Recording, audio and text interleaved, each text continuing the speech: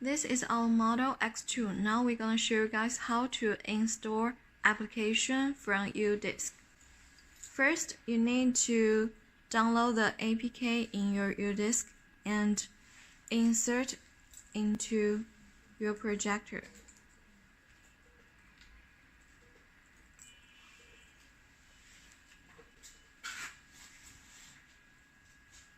Click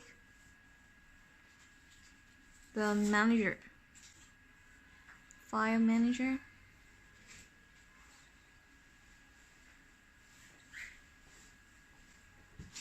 and choose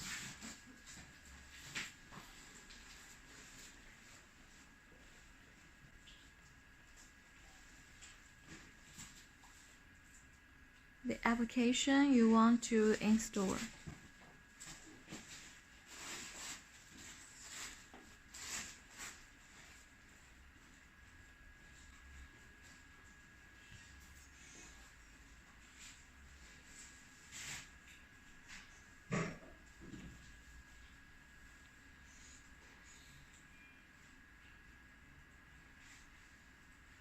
Now it's installing.